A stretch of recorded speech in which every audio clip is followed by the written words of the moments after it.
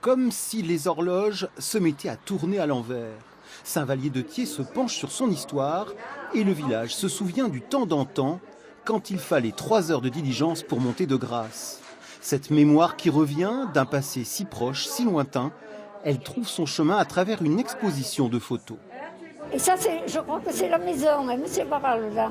Non, c'est de ce côté-là. C'est là. J'ai connu Saint-Vallier en 1945 et les fêtes provençales qu'il y avait à Saint-Vallier, c'était magnifique.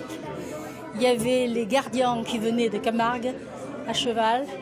Les gens les recevaient dans leur maison pour les coucher.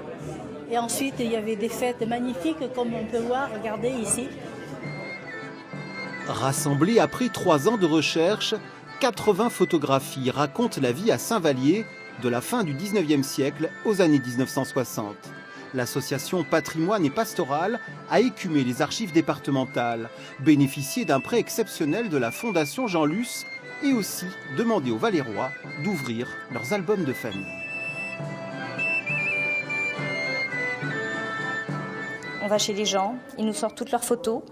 On y va avec notre ordinateur, notre scanner et on est numérisé. Les photos étaient très abîmées, des petits points noirs partout, des petits fils.